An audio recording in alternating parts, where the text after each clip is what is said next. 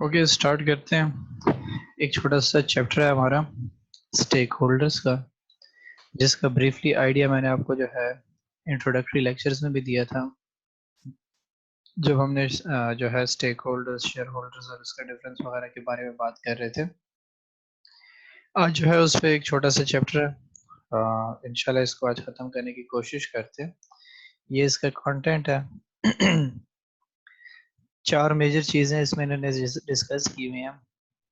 बहुत ही आसान है कि स्टेक होल्डर कौन है, इंटरनल स्टेक होल्डर कौन होता है, एक्सटर्नल कौन है और कनेक्टेड कौन है। फिर उसके बाद बताया हुआ है कि इन स्टेक होल्डर्स के साथ हमारे कॉन्फ्लिक्ट्स किस चीज़ पे आते हैं। ठीक है, तो पहली बात हमने जो है कहा था कि स्टेक होल्डर्स कौन होते हैं। स्टेक होल्डर्स हमने कहा था कि वो लोग होते हैं जो ऑर्गेनाइजेशन की वजह से, जो ऑर्गेनाइजेशन स्टेप्स लेती है उससे इफ़ेक्ट होते हैं, या फिर क्या करते हैं कि ऑर्गेनाइजेशन को इफ़ेक्ट करती है कि वो अगर कोई एक्शन लेती है। जैसे मैंने आपको कहा था कि आपकी जो है जितने भी ऑर्गेनाइजेशन के साथ रिलेटेड लोग हैं, ठीक है, जैसे कम्युनिटी वाले हैं आपके, जो है जैसे आप एक सोसाइटी में रह रहे हो, तो वहाँ पे अगर एक बिजनेस स्टार्ट करता है एक बंदा, तो आप उससे इफ़ेक्ट हो रहे हो। क्योंकि अगर एक दुकान वाला यहाँ पे दुकान खोल लेता है और वहाँ पे जो है रश बन जाती है, दुकान पे कतारें बनी होती हैं, ठीक है, तो क्या होगा, आपके लिए वहाँ से गुजरना मसला होगा। फिर वहीं दुकान के सामने लोग जो है बैठ के क्या करते हैं, खा लेते हैं और सामान रोड पे फेंक देते हैं, गंद वगैरह जो है रोड पे फेंक देते हैं। क्या हुआ, आप इफेक्ट हो रहे हैं। ठीक है, और अगर आप लोग क्या कहते हो कि वहाँ पे जो है उस दुकान वाले से खुश नहीं हो, आप उसको जो है तंग करते हो, आप जो है उसके कस्टमर्स को वहाँ से भगा देते हो, कभी क्या करते हो। ठीक है, तो अब आपके एक्शंस की वजह से वो लोग इफेक्ट हो रहे हैं। तो क्या है कि सिंपल बुक वाले ने इसको इस तरीके से डिफाइन किया है। कहता है कि stakeholder is an individual. ठीक है, एक सिंगल बंदा भी हो सकता है और ग्रुप। ठीक है, और ग्रुप की सूरत में भी हो सकती है, जैसे मैंने आपको कम्युनिटी की एग्जांपल दी। ठीक है, who has an interest in what the organisation does, कि ऑर्गेनाइजेशन क्या करती है, उसमें उसका जो है इंटरेस्ट होता है कि ऑर्गेनाइजेशन कैसे काम कर रही है, क्यों कर रही है चीज़, इस सब में उसका जो है इंटरेस्ट होता है। उसके अलावा जो है आपके पास क्या कहता है कि और हु अफेक्ट्स और कैन बी अफेक्टेड बाय, ठीक है, कि जो इफेक्ट करता है या उससे इफेक्ट होता है। ठीक है, किस चीज़ से, ऑर्गेनाइजेशन एक्शंस के, ऑर्गेनाइजेशन की जो इंटरेस्ट एक्शंस होते हैं उससे वो इफेक्ट होता है। अब इंडिविजुअल के जो है आपके माइंड में क्वेश्चन आ रहा होगा कि एक आम सिंगल बंदा जो है किस तरीके से ऑर्गेनाइजेशन को इन्फ्लुएंस कर सकता है या वो उससे इफेक्ट होता है। ठीक है, तो अगर हम बात करें, एक बहुत ही मालदार बंदा है, ठीक है, वहाँ पे वो क्या कर रहा है कि उसको पसंद नहीं है, उस बंदे के साथ उसकी बनती नहीं है, या उस बंदे की वजह से क्या हो रहा है, उसके रास्ते में मसला आ रहा है, या जो है और उसके लिए प्रॉब्लम्स बन रही है, डिस्टर्बेंस क्रिएट हो रही है, तो वो क्या करेगा, वो उस बंदे को वहाँ पे तंग करेगा, वो उसको भी जो है यहाँ पे रहने नहीं देगा। ठीक है, उसके जो है बिजनेस को इफेक्ट करेगा, उसको नुकसान पहुंचाने की कोशिश करेगा। तो अब क्या हो रहा है कि वो एक जो है मालदार बंदे की वजह से इस पर इफेक्ट पड़ रहा है, या फिर आप देख लें कि आपके मोहल्ले में आपके मौलाना साहब बैठे हों, ठीक है, वो अगर जो है क्या कर देते हैं कि एक बिजनेस के पर्सपेक्टिव से जो है बयान दे देते हैं, और वो जो है बात कर लेते हैं उसके अगेंस्ट के, जो है इस बंदे ने जो है इलीगल बिजनेस स्टार्ट किया हुआ है या इसकी वजह से ये मसला बन रहा है, इसको जो है बंद कर देना चाहिए। जैसे ही वो ये बयान करेगा, क्या होगा कि लोग जो हैं डायरेक्टली उसके अगेंस्ट होना शुरू हो जाएंगे। तो अब ये एक बंदा है जिसकी वजह से क्या हो रहा है कि जो है पूरा का पूरा बिजनेस जो है इफेक्ट हो रहा है। ठीक है, तो इस तरीके से हमें इन चीज़ों को एनालाइज करना पड़ता है और फिर इसमें डिफरेंशिएशन हमें करनी होती है कि कौन से बंदे का रोल जो है ज़्यादा इम्पोर्टेंट है, कौन सा हमारा जो है स्टेक होल्डर डायरेक्टली इफेक्ट कर सकता है, कौन सा जो है हमें इनडायरेक्टली इफेक्ट कर सकता है। जिसको हमने तीन जो है हिस्सों में डिस्ट्रीब्यूट किया, कैटेगरीज बनाई। एक हमने कहा कि इंटरनल है, एक एक्सटर्नल है और एक कनेक्टेड है। नाम से ही श्योर है, इंटरनल जो ऑर्गेनाइजेशन के अंदर रहते हैं, एक्सटर्नल जो ऑर्गेनाइजेशन से बाहर रहते हैं। ठीक है, और कनेक्टेड जो उसके साथ इन कनेक्शन हो। जैसे अब अपने घर में देखें, ठीक है, तो आप इन घर के जो है अफेयर्स में, मैटर्स के में जितने भी जो है रोल प्ले करते हैं, आप इंटरनल हो। ठीक है, घर में जो भी फैसला होता है आप पे डायरेक्टली इन्फ्लुएंस होगा। क्यों डायरेक्टली इन्फ्लुएंस होगा, क्योंकि आप उस घर में रहते हो। फिर उसके बाद आपके जो रिलेटिव्स वगैरह हैं वो क्या है, एक्सटर्नल है। ठीक है, और फिर आपके जो है ये जो फ्रेंड्स हो गए वो भी आपके साथ एक्सटर्नल, लेकिन कनेक्टेड कौन है? कनेक्टेड वो लोग होंगे जिनका जो है आपके साथ कनेक्शन होगा, आना जाना लगा रहेगा। ठीक है, अब आपके एक चचा जो है वो यूएस में रहते हैं, कभी उसने कांटेक्ट ही नहीं किया। ठीक है, तो अब जो है इतना इफेक्ट उसका नहीं पड़ेगा। लेकिन जो एक बंदा आपके साथ कनेक्शन में है, आपके साथ इन कांटेक्ट है, आपसे बात होती रहती है, आपके डिसीजन मेकिंग में आपके साथ बैठता है, now he is connected to you.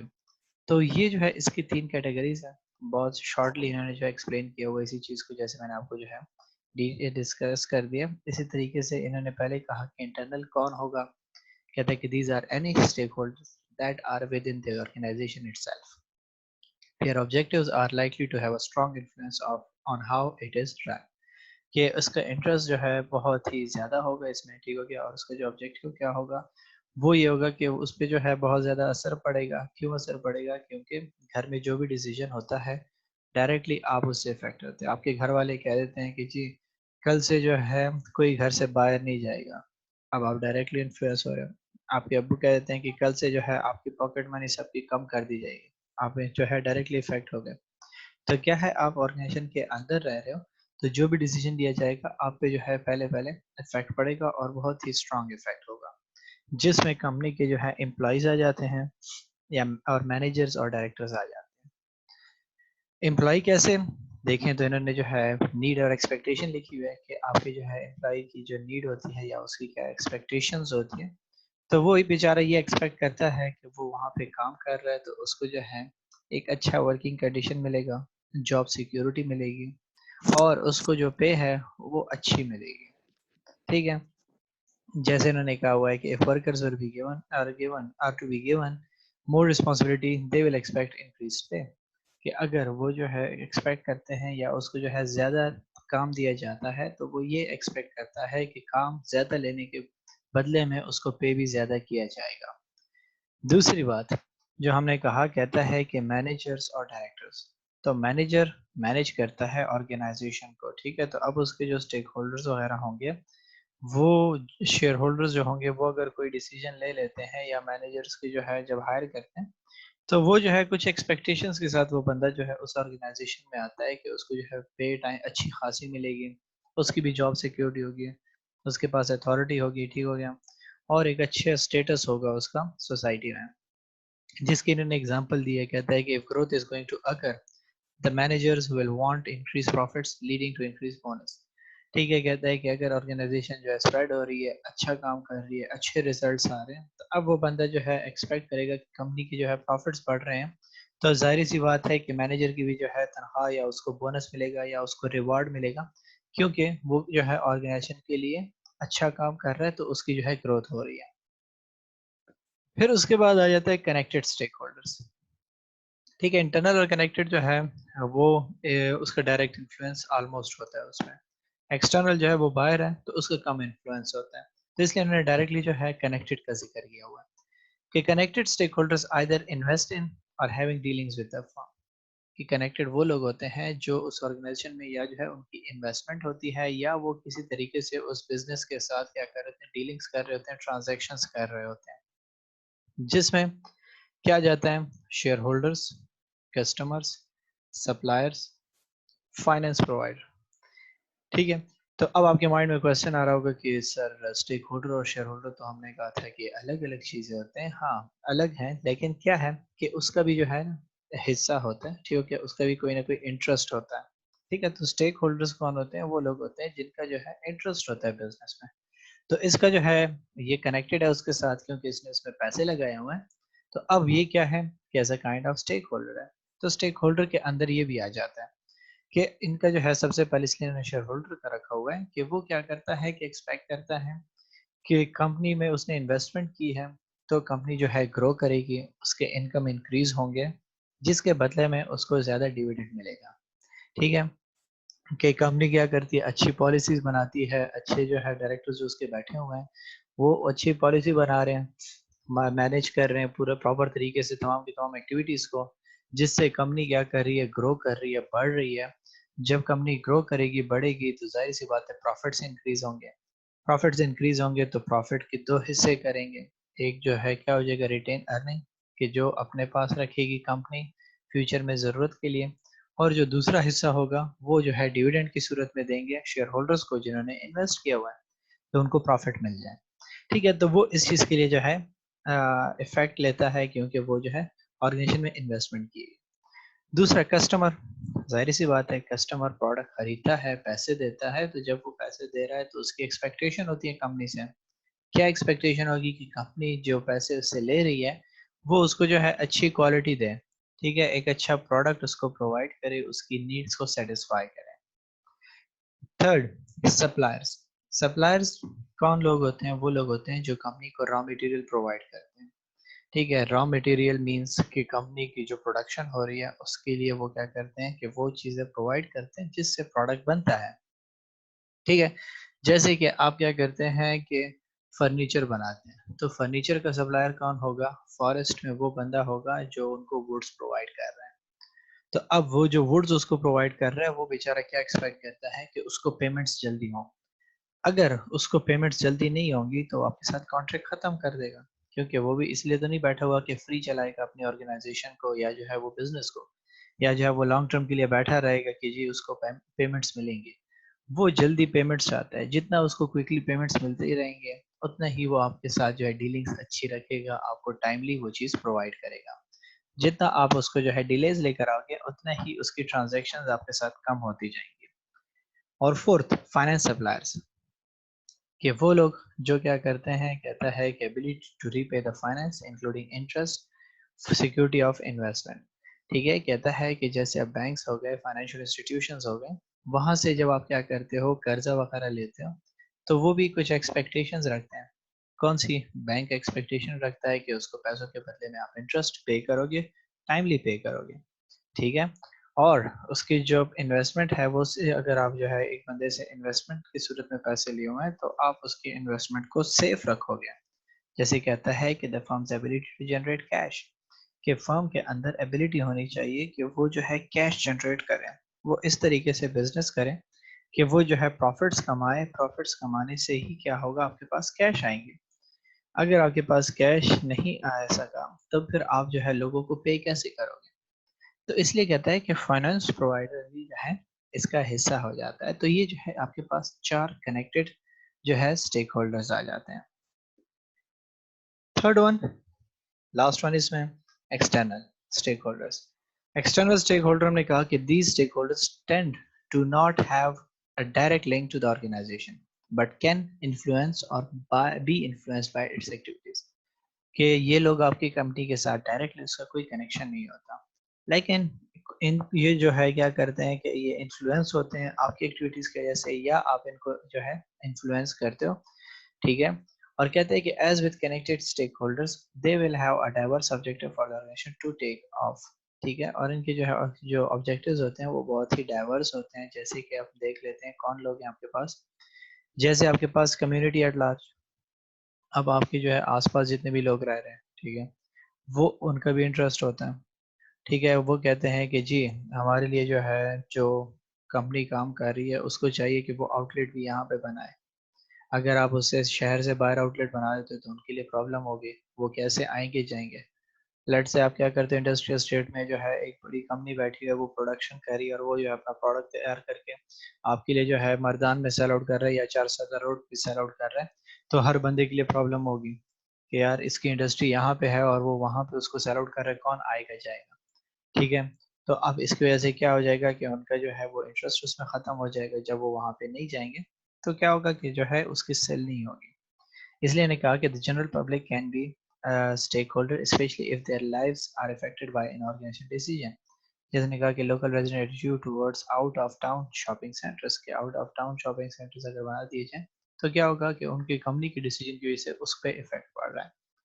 Environmental pressure groups सबसे इंपॉर्टेंट, जो आपके पास एनजीओज वगैरह होती हैं, ठीक है, वो क्या कर रही हैं, एनजीओज हो गई या और इस तरीके से ऑर्गेनाइजेशन होती हैं कि जो क्या करते हैं कि कंपनी के पोल्यूशन और इसकी वजह से जो है इफेक्ट होते हैं।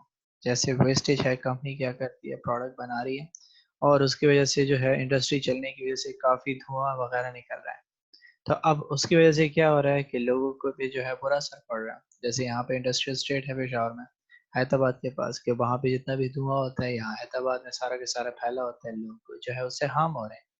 ठीक है, तो अब ये क्या है कि जो है ये आसपास जो लोग होंगे या जो इन्वायरमेंटल वाले होंगे वो क्या करेंगे, फैक्ट्रीज को नोटिस वगैरह भिजवाएंगे कि आप अपने जो है इन धुएं और इन चीज़ों पे कंट्रोल करो, अपनी मशीनरी वगैरह को इम्प्रूव करो या यहाँ से रिलोकेट कर लो, कहीं और चले जाओ जहाँ पे लोगों की लाइफ इफेक्ट ना हो।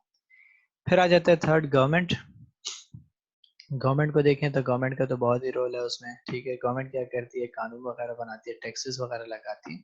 तो वो जो है बैठी इसलिए है कि वो लोगों की एक्टिविटीज पे, बिजनेस की एक्टिविटीज पे नजर रखे। बिजनेस क्या बना रही है, कैसे बना रही है, उस पर नजर रखना, उस पर कंट्रोल रखना बहुत ही इंपॉर्टेंट होता है। ठीक है, तो इसीलिए जो है वो क्या करती है कि गवर्नमेंट का भी जो है एज एन एक्सटर्नल रोल है, उस पर एक्सटर्नल स्टेक होल्डर है उसका। क्योंकि अगर जो है देखें तो गवर्नमेंट किस लिए बैठी हुई है, बनाई गई है इसीलिए कि लोगों के राइट्स को प्रोटेक्ट किया जा सके, लोगों की सेफ्टी का ख्याल रखा जाए। तो गवर्नमेंट क्या करती है, उसके लिए कानून वगैरह बनाती है, लॉज बनाती है। तो वो जो है इन चीज़ों का ख्याल रखती है कि कोई लॉज की वायलेशन ना करे। फिर आ जाता है ट्रेड यूनियन। ट्रेड यूनियंस आपके पास वो यूनियंस होती हैं, कहता है कि जो आपके ऑर्गेनाइजेशंस के लिए जो है सेफ्टी के लिए बनाई जाती है, जैसे ताजरान बरादरी का नाम सुना। अभी रिसेंटली 2 दिन पहले अगर आपने न्यूज़ देखी हो तो क्या है, कह रहे थे कि ताजरान जो है बरादरी कह रही है कराची में कि हम मजीद घरों में नहीं रह सकते क्योंकि हमारे बिजनेस इफेक्ट हो रहे हैं, तो हम जो है अपनी कंपनी जो है बिजनेसेस को स्टार्ट करेंगे। तो अब क्या है, एक बंदा अगर दुकान खोलता है तो कंपनी जो है गवर्नमेंट उसकी बंद कर देगी। ठीक है, लेकिन अगर इस तरीके से पूरा यूनियन होगा, पूरे उस जगह के जो है हेड्स होंगे और वहाँ के जो है सारे के सारे ऑर्गेनाइजेशन एक साथ एक जो है क्या कहते हैं उसको, जैसे हम कहते हैं यूनियन इज स्ट्रेंथ, ठीक हो गया, एक यूनिटी के साथ, एक इत्तेफाक के साथ रहेंगे और जो है एक्शंस लेंगे, तो गवर्नमेंट जो है उनको इन्फ्लुएंस नहीं कर सकती, और उनको इन्फ्लुएंस फिर ज़्यादा हो जाता है करके गवर्नमेंट को बाउंड करने में। तो इस तरीके से ट्रेड यूनियंस क्या करती हैं कि वो प्रोटेक्ट करती हैं अपने राइट्स को, अपने बिजनेस राइट्स को, और गवर्नमेंट के साथ जो है वो बात करती है अगर कुछ ऐसे डिसीजंस लिए जा रहे हो जिससे वो लोग इफेक्ट हो रहे हो। तो ये आपके पास जो है कुछ एक्सटर्नल थे। एक छोटा सा टॉपिक इन्होंने जो है इसमें एंटर किया हुआ है, कहते हैं कि प्राइमरी और सेकेंडरी फिर कौन हो जाएगा। तो मैंने पहले ही आपको कहा कि प्राइमरी स्टेक होल्डर वो लोग हो जाएंगे जो क्या करते हैं कि ज़्यादा इन्फ्लुएंस रखते हैं। ठीक है, जैसे कि हमने कहा कि इंटरनल हो गया या जो है कनेक्टेड हो गया, तो ये लोग आपकी जो है ज़्यादा असर रखते हैं। तो इसलिए हमने उनको क्या कहा कि पहले पहले हमें इनको प्रायोरिटी में देखना होगा। फिर उसके बाद कहीं जाके हमारे पास सेकेंडरी पे आ जाते हैं एक्सटर्नल ग्रुप्स वाले, क्योंकि उनका कोई आपके साथ लिंकेज तो है नहीं, लेकिन वो क्या कर रहे हैं, आपको इन्फ्लुएंस करते हैं और आपकी वजह से इन्फ्लुएंस होते हैं। तो अगर हम देखें तो ऑर्गेनाइजेशन की सक्सेस, मैंने आपको कहा था कि किस चीज़ पे होता है, जब आपके एम्प्लॉयज़ खुश हों। एम्प्लॉयज़ खुश होंगे तो वो आपके लिए एक प्रोडक्टिविटी बढ़ाएंगे, प्रोडक्शन ज़्यादा करके देंगे, आपका प्रोडक्ट अच्छा प्रोडक्ट बन के मार्केट में आएगा। जब मार्केट में अच्छा प्रोडक्ट आएगा तो आपके जो है कस्टमर्स वगैरह आपसे खुश होंगे। ठीक है, तो जब ये दोनों कनेक्ट आपकी कनेक्शन सही रहेगा तभी जाके आप क्या करोगे कि जो एक्सटर्नल लोग हैं आपकी वजह से इफेक्ट हो रहे हैं, मीन्स के आपके इन्वायरमेंटल इश्यूज बन रहे हैं, तो अब आप क्या कर सकते हो कि जब प्रॉफिट्स कमा रहे हो, पैसे कमा रहे हो, तो अब आप क्या करोगे, उन्हीं के जरिए से वो इन्वेस्टमेंट वहां पे करके इन मसलों को भी हल कर सकते हो। तो इसलिए हमने इसको सेकेंडरी में रखा हुआ है। थर्ड लास्ट टॉपिक हमारे इसमें आ जाता है स्टेक होल्डर कॉन्फ्लिक्ट। ठीक है, कहते हैं कि an organization have many different stakeholders all with different needs. Inevitably these needs of some stakeholders will come into conflict with the needs of others. ठीक है, जब आपके जो है 3 किस्म के जो है स्टेक होल्डर्स आ जाते हैं तो फिर हर बंदे का अपना इंटरेस्ट होता है। मैनेजर की कोशिश होती है कि वो जो है ज़्यादा से ज़्यादा कंपनी को ग्रो करे, कंपनी ज़्यादा से ज़्यादा तरक्की करे, आगे फैले। शेयर होल्डर कहता है कि नहीं, कंपनी को फैलाना बाद में है, मुझे पहले प्रॉफिट मिल जाए, मुझे कोई प्रॉफिट मिलने चाहिए। एनवायरमेंटल वाले कहते हैं, गवर्नमेंट कहता है कि जी हमें टैक्सेस मिलने चाहिए। एनवायरनमेंट वाला कहता है कि नहीं, कंपनी जो है क्या कर रही है, ऐसी जगहों पे अपने जो है ओपन कर रही है ब्रांचेस जहाँ पे जो है लोगों की लाइफ इफेक्ट हो रही है उससे, तो वो उसको इफेक्ट कर रहे हैं। तो हर बंदे की अपनी नीड्स होती हैं। ठीक है, हर बंदे की अपनी कुछ एक्सपेक्टेशंस होती हैं, जिसके बेसिस पे जो है वो क्या करते हैं, उनके साथ कंपनियों के साथ उनके जो है तजाद चलता है। क्योंकि अब कॉन्फ्लिक्ट चलता है, तजाद को कहते हैं। कॉन्फ्लिक्ट मीन्स कि उनके साथ जो है नाखुश होती है और उनके साथ जो है उनका प्रॉब्लम चल रहा होता है, जिसमें कॉमन उन्होंने क्या कर दिया कि एम्प्लॉयज वर्सेस मैनेजर्स। एम्प्लॉय और मैनेजर का हमेशा इशू चलता है। एम्प्लॉय कहता है कि मुझे ज़्यादा तनख्वाह दी जाए, मुझे जो है अच्छे इन्वायरमेंट दिया जाए कि मैं काम कर सकूं। मैनेजर कहता है कि नहीं, मैंने क्या करना है कि इनकी तनख्वाहें कम कर देनी है, मैंने इनसे काम ज्यादा लेना है। दोनों का जो है आपस में प्रॉब्लम चल रहा है। Second, customer versus share holder.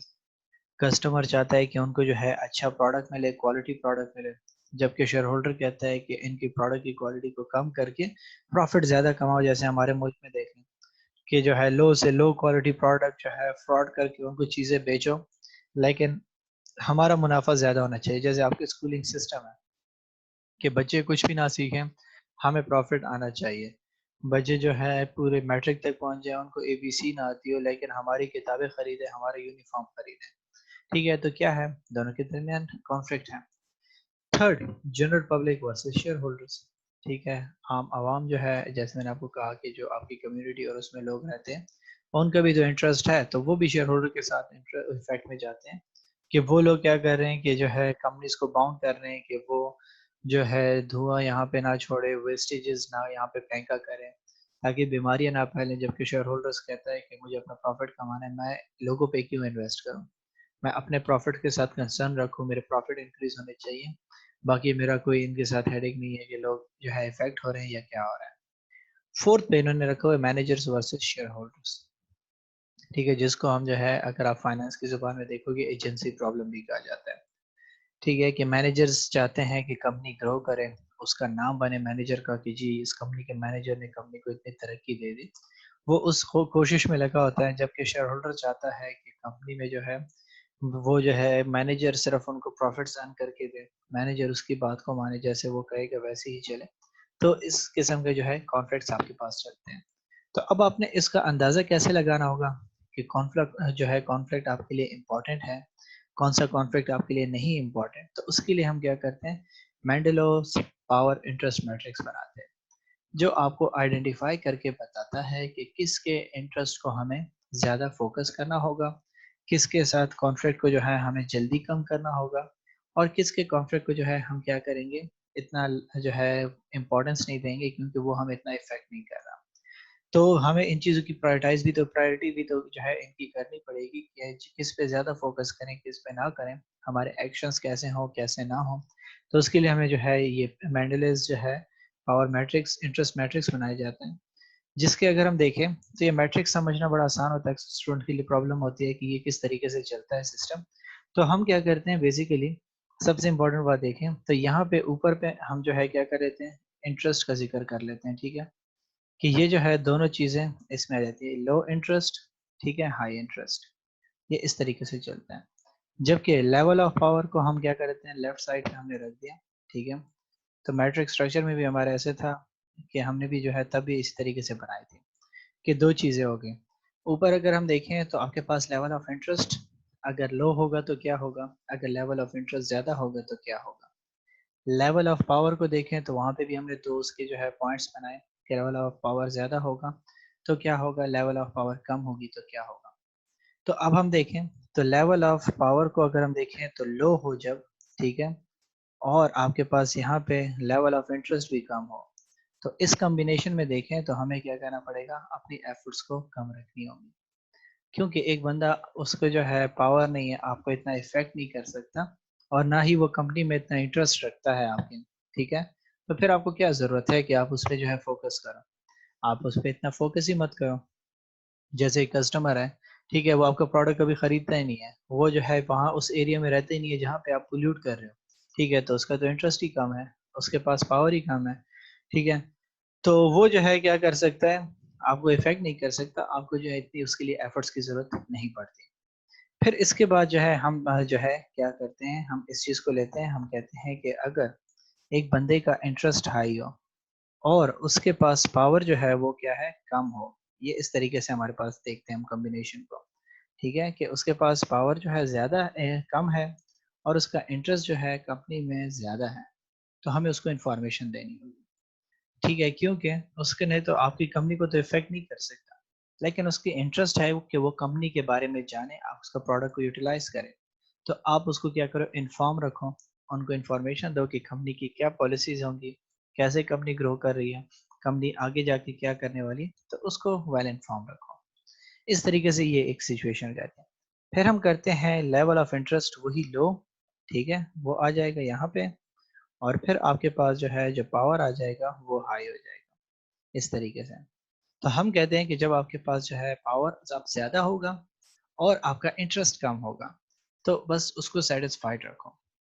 उस बंदे को अगर आपने छेड़ा तो फिर प्रॉब्लम बन सकती है। जैसे हम गवर्नमेंट को देख लें, ठीक है, कि गवर्नमेंट को जो है आपके पास, लेट से एक एरिया की गवर्नमेंट है, उसके पास पावर है, वो आपके बिजनेस को बंद कर सकती है, लेकिन उसका इंटरेस्ट नहीं है, बस आप जो प्रोड्यूस करते हो कहता है कि लगा रहे जो करते हैं, हमें इससे क्या लेना देना। तो फिर आप उसको सिर्फ क्या करोगे, सेटिस्फाइड रखोगे, उसको जो है अच्छे प्रोडक्ट्स दोगे, आप जो है उसको वहाँ पे ऐसी पॉलिसीज बनाओगे कि वो बंदा आपके अगेंस्ट ही ना जाए, आप उसके साथ जो है ताल्लुक मेंटेन रखने की कोशिश करोगे।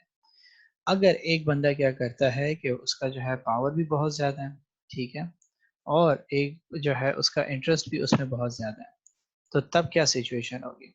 तो इसमें जो है अगर हम देख लें, आपकी जो है जो सेंट्रल गवर्नमेंट होती है, ठीक है, वो क्या करती है, या आपके वहाँ पे और एनजीओज बैठी हुए हैं जो आपके स्पेसिफिकली राइट्स को देख रही है। लेट्स से हम चाइल्ड लेबर की बात कर लेते हैं कि वो उसके राइट्स के प्रोटेक्शन के लिए बैठी हुई है, उसके पास पावर भी है, उसका इंटरेस्ट भी है कि ये कंपनी चाइल्ड लेबर तो यूज़ नहीं कर रही।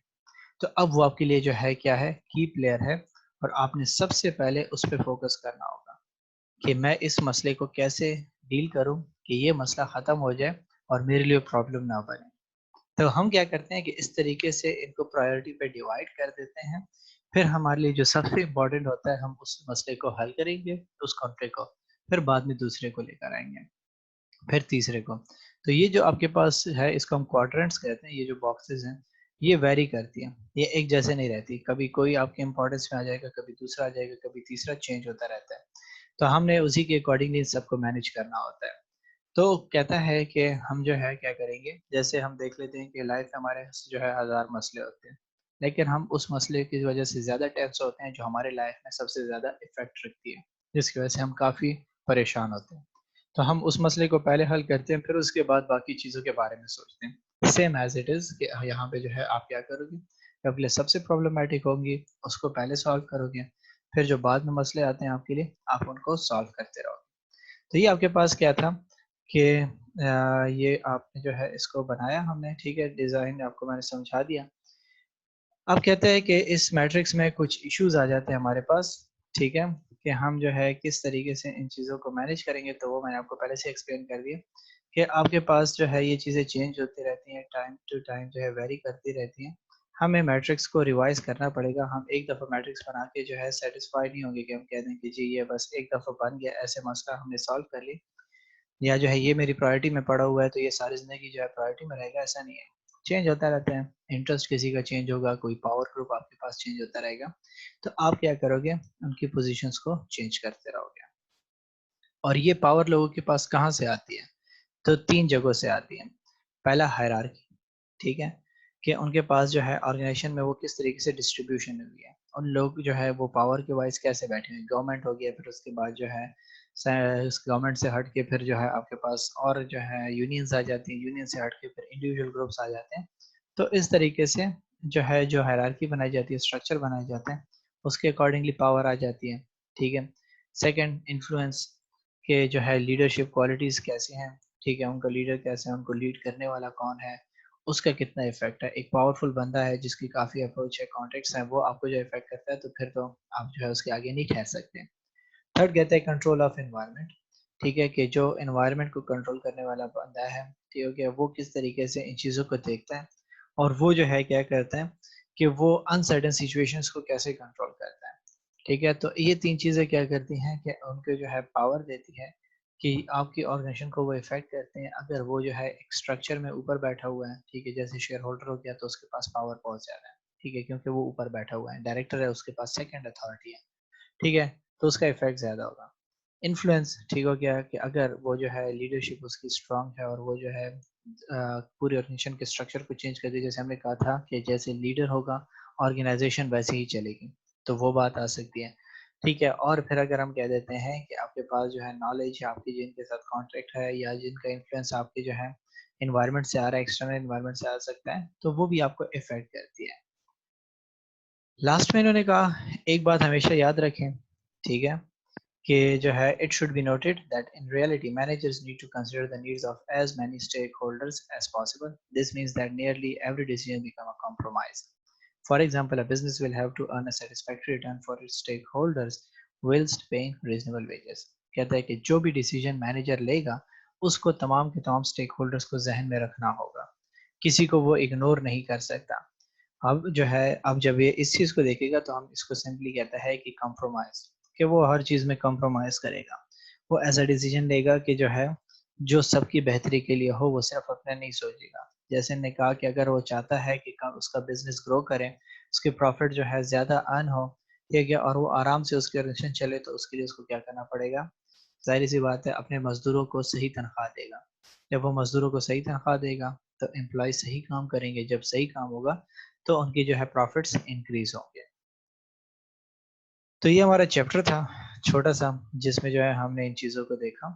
ठीक है, अगर आपका कोई क्वेश्चन है तो मुझसे पूछ सकते हैं।